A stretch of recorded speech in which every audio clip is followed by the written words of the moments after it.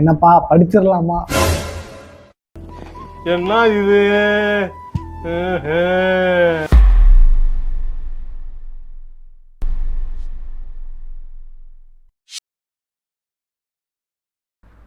எல்லாருக்குமே வணக்கம். So thanks for the wonderful responses. நிறைய பேர் வாட்ஸ்அப்ஸ்லேயும் இன்ஸ்டாகிராம் டிஎம்ஸ்லேயும் கமெண்ட்ஸ்லேயும் நிறைய ரெஸ்பான்சஸ் சொல்லியிருந்தீங்க. So thanks for that. I think இதுக்காகவே இன்னும் கொஞ்சம் எஃபோர்ட்ஸ் போட்டு நான் வந்து இந்த வீடியோ கண்டென்ட் எல்லாம் நல்லா ப்ரொவைட் பண்ணணும் அப்படின்னு சொல்லிட்டு என்னால் நான் ட்ரை பண்ணிகிட்ருக்கேன். ஸோ இதுக்கு முன்னாடி ஒரு 3 வீடியோ ஷூட் பண்ணியிருந்தேன். ஆனாலுமே எனக்கு அது வந்து ஒரு சாட்டிஸ்ஃபைடாக இல்லை, இது கண்டென்ட் ஓரியன்டாக பர்ஃபெக்டாக இல்லை. So I need to improve அப்படின்னு யோசிச்சுக்கிட்டு இருந்தேன். ஸோ இப்போ ஒரு ஸ்பார்க் கிடச்சிருக்கு. So I think I will do well. Then coming back to the video, இன்றைக்கி நம்ம டாபிக் ஃபஸ்ட் வீடியோவில் சொன்ன மாதிரி இன்றைக்கி டாபிக் என்னென்னா அன்பு. அன்பு தான் எல்லாமே. ஸோ தனுஷ் சொல்கிற மாதிரி என்ன வேணால் எடுத்துக்கலாம், அன்பே சிவம் என்ன வேணால் அடிச்சுக்கலாம். அன்பு தான் என்றைக்குமே இந்த உலகத்தோட சுழற்சிக்கு காரணம் என்றைக்குமே ஒரு அன்பாக தான் இருக்குது. முன்ன பின்ன தெரியாத ஒரு பையனுக்காக கண்ணீர் விடுற அந்த மனசு இருக்கு, அதான் கடவுள்.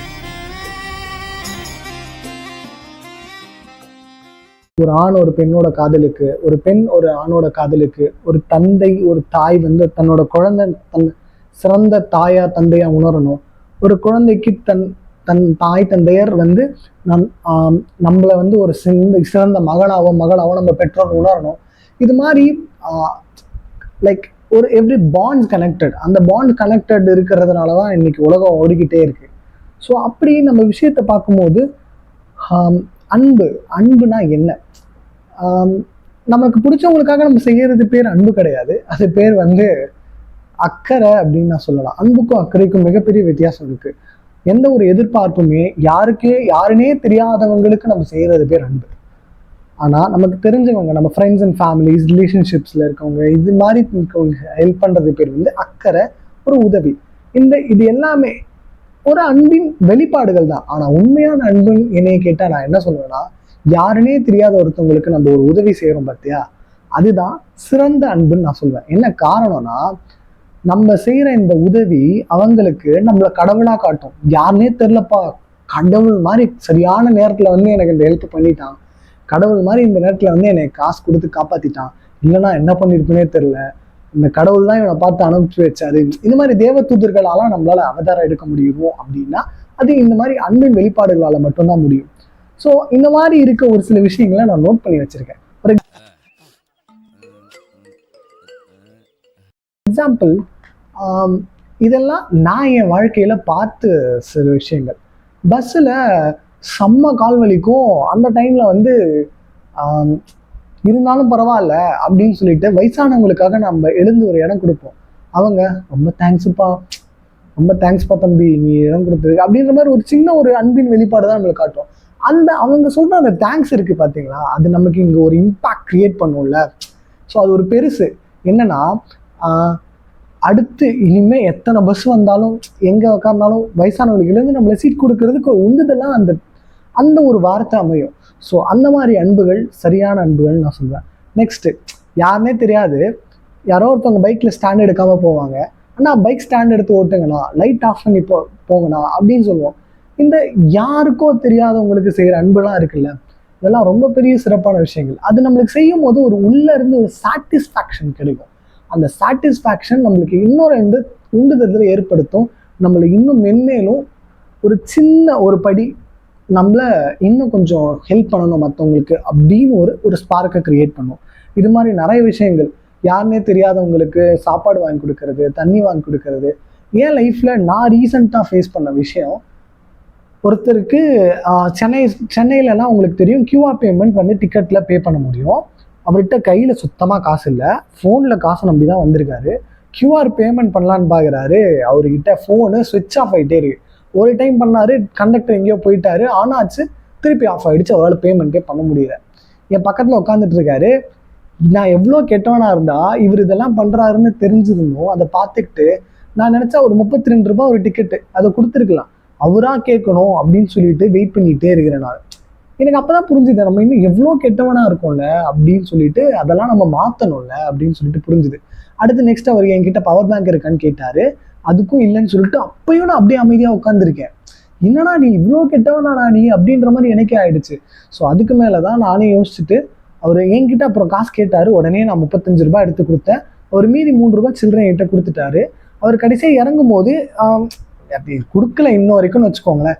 அது இறங்கும் போது என் நம்பர் நோட் பண்ணிட்டு போயிட்டு நான் உங்களுக்கு ஜிபே பண்ணுறேன் சார் அப்படின்ட்டு போனார். அவர் கொடுத்தாரோ கொடுக்கலையோ அது எனக்கு அடுத்த விஷயம். ஆனால் அது எனக்குள்ள ஒரு புரிதலை கிரியேட் பண்ணுச்சு. நம்ம இன்னும் வந்து நம்மளை செம்மைப்படுத்திக்கிட்டு நம்ம வந்து மற்றவங்களுக்கு உதவி செய்ய ஆரம்பிக்கணும். போகிறவங்க வரவங்களாம் ஹெல்ப் பண்ண முடியாது. ஆனால் இது மாதிரி யாரோ ஒருத்தவங்க 2 பேருக்கு நம்ம ஹெல்ப் பண்ணுறதுனால எந்த தப்பும் கிடையாது. இல்லை எல்லாருக்குமே ஹெல்ப் பண்ணுறதுக்கு நம்ம கிட்ட காசும் கோடீஸ்வரனும் கிடையாது. பட் ஒரு சில விஷயங்கள் என்னால் முடியுது அந்த இடத்துல அப்படின்னா நான் அதை பண்ணலாம். அதை தான் நான் சொல்ல வரேன். முடியாத விஷயங்கள் பண்ணுறது வேறு, முடியும் அப்படின்ற விஷயத்த பண்ணலாம்ல. அப்போ நானே எவ்வளோ பெரிய கெட்டவனாக இருக்கேன் பாருங்களேன். இந்த கொலையெல்லாம் பண்ணிட்டு என் கையெல்லாம் ரத்தம் அப்படின்னு ஒரு ஃபீலிங் இருக்கும்ல, அப்படி தான் இருந்துச்சு எனக்கு அந்த விஷயத்த பண்ணிட்டு இருக்கும்போது. ஸோ இந்த மாதிரி நம்ம உள் மனசு நமக்கு சில பாடங்களை எடுக்கும். அந்த பாடங்களில் நம்ம வந்து தெளியணும். இது மாதிரி நிறைய விஷயங்கள் நான் வந்து இன்னும் நிறைய ஸ்விக்கி ஜொமேட்டோக்கு வந்து அவங்களாம் வந்து வெயிலில் வருவாங்க. அப்போ நான் அவங்களுக்கு தண்ணி கொடுத்துருக்கேன். கொடுத்துட்டு அப்படியே நான் நான்லாம் சாதனை பண்ணிட்டேன் அப்படின்னு சொல்லிட்டு இந்த பாகுபலி சிலைக்கு மேலே என் சிலை நிற்கிற மாதிரி அப்படிலாம் ஃபீல் பண்ணுவேன். ஸோ அதெல்லாம் வந்து நம்மளை மேலும் மேலும் இது மாதிரிலாம் நிறைய விஷயங்கள் பண்ணணும் அப்படின்னு உருவாக்குற ஒரு விஷயம் தான். அண்ட் இன்னொரு இம்பார்ட்டன்ட் திங் உங்ககிட்டலாம் நான் சொல்லணும்னு நினைக்கிறது என்னன்னா, இந்த கஸ்டமர் கேர் வந்து ஃபோன் பண்ணாங்கன்னா, சார் அதெல்லாம் ஒன்றும் தேவையில்ல வைங்க சார். இதே லேடிஸ் ஃபோன் பண்ணாங்கன்னா, உனக்கு வேறு வேலை இல்லையாம்மா, சும்மா சும்மா ஃபோன் பண்ணி டார்ச்சர் பண்ணிடாமா, அந்த மாதிரிலாம் கேட்குறோம். ஸோ நம்ம புரிஞ்சிக்க வேண்டிய விஷயம் என்னென்னா, அவங்களும் நம்மள மாதிரி ஒரு மனுஷங்கள் தான். அவங்களுக்கு காசுக்கு பிழைக்கிறதுக்கு வேறு வழி இல்லாமல் ஏதோ ஒரு கஸ்டமர் கேரில் இவ்வளோ அவங்களுக்குலாம் டார்கெட் இருக்குது, இத்தனை கால் அச்சீவ் பண்ணணும், இதெல்லாம் பண்ணணும், அவங்க அதனால் பண்ணிட்டு இருக்காங்க. வேறு வழி இல்லை. அப்போ தான் அவங்களுக்கு காசு கொடுப்பாங்க. மார்க்கெட்டிங்கில் அதுதான் வேலை. ஸோ நம்ம இனிமேல் எனக்காக ஒரு ப்ராமிஸ் ஆர் பிளட்ஜ் ஒருத்தவங்க பண்ணுங்க. இனிமே எந்த ஒரு கஸ்டமர் கேர் ஃபோன் வந்தாலும் நம்ம கடுப்பாகவே இருந்தாலும் நம்ம டென்ஷனாகவே இருந்தாலும் ஒன்று அட்டன் பண்ணாதீங்க. சப்போஸ் பை மிஸ்டேக் நீங்கள் அட்டன் பண்ணிட்டீங்கன்னா ஜென்டிலாக பேசுங்க. சாரிங்க மேம், எங்களுக்கு எதுவும் தேவையில்லை சார், சாரி சார், எனக்கு எதுவும் தேவையில்லை, இனிமேல் இந்த நம்பருக்கு கால் பண்ணாதீங்க ப்ளீஸ் அப்படின்னு சொல்லிட்டு ஒரு ஜென்டலாக பேசுங்க. ஏன்னா அவங்களும் நம்மள மாதிரி மனுஷங்க தானே, அவங்களுக்கும் மனசு இதையெல்லாம் இருக்குது தானே. ஸோ அதை பண்ணுறது தப்பு இல்லை. அதை தயவு செஞ்சு பண்ணுங்க.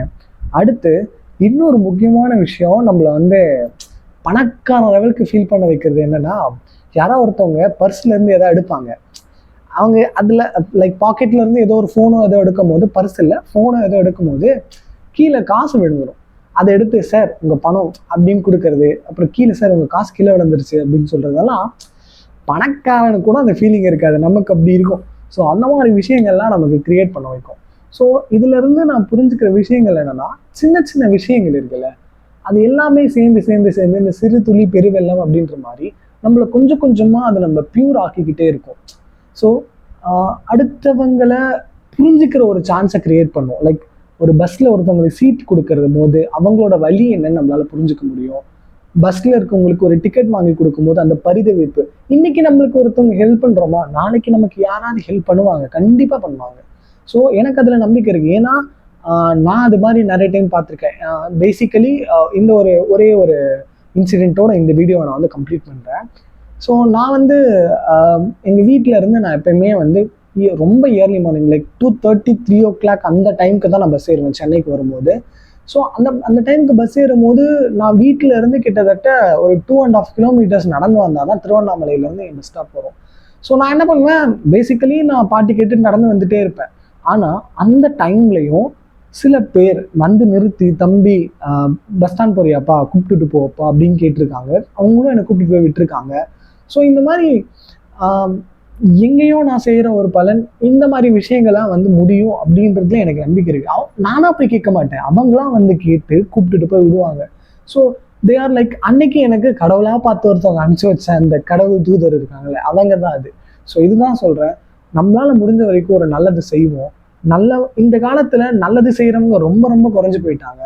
நல்லவங்கலாம் இருக்காங்க அப்படின்னு ஒரு நம்பிக்கை கிரியேட் பண்ணுறதுக்காகவே டெய்லி ஒரு சின்ன நல்ல விஷயம் பண்ணுங்க. ஃபார் எக்ஸாம்பிள், யாருக்கோ ஒருத்தவங்களுக்கு ஒரு தண்ணி கொடுக்கறது, யாருக்கா முடிஞ்ச சாப்பாடு வாங்கி கொடுக்கறது, சீட் கொடுக்கறது, இதெல்லாம் நம்மளால சிம்பிளாக பண்ண முடியும். நம்ம சிங்கிளாக போகிறோம்னா if possible carry helmet. If possible சென்னையில் இருக்கும் போது ஆர்எல்ஸ் மற்ற இடத்துல இருக்கும்போது if possible carry helmet with you. So நீங்கள் யாருக்கு வேணால் ஹெல்ப் பண்ணலாம். உங்கள் கூட இருக்கவங்களுக்கு கூட நீங்கள் ஹெல்ப் பண்ணலாம். இஃப் நீங்கள் ஒரு ஹெல்மெட் எக்ஸ்ட்ரா வச்சுருந்தீங்கன்னா நீங்கள் ட்ராப் பண்ணுறதுக்கு யூஸ்ஃபுல்லாக இருக்கும். ஸோ இஃப் பாசிபிள் அதை பண்ணுங்கள். ஸோ இந்த மாதிரி விஷயங்கள்லாம் பண்ணுறதுனால நமக்கு என்ன கிடைக்கும்னா, இது மாதிரி நிறைய நல்ல விஷயங்கள் பண்ணணும் அப்படின்ற ஒரு விஷயம் கிரியேட் ஆகும். நம்மளை பார்த்து ஒரு 4 பேர் நல்ல விஷயங்களை பண்ணுவாங்க. ஸோ நல்லவங்கள்லாம் இன்னும் இருந்துக்கிட்டே தான் இருக்காங்கன்ற நம்பிக்கை எல்லாருக்குமே கிடைக்கும். ஸோ மற்றவங்களும் நல்லவங்களாகவும் மாறுவாங்க. என்றைக்குமே ஒரு கோட் இருக்கும், if you want A change be the change. நீ ஒரு மாற்றத்தை பார்க்கணும்னு நினைக்கிறேன்னா அந்த மாற்றம் உனக்குள்ளேருந்து ஆரம்பிச்சுட்டோன்ற மாதிரி நம்ம செய்ய ஆரம்பிப்போம். நானும் நாளையிலிருந்து உங்களோட ஒரு நல்ல மனுஷனாக மாற ஆரம்பிக்கிறேன். நீங்களும் மாறுவீங்கன்ற ஒரு நம்பிக்கையோடு முடிக்கிறேன். Until this is bye bye from Father to Peace people. Thank you.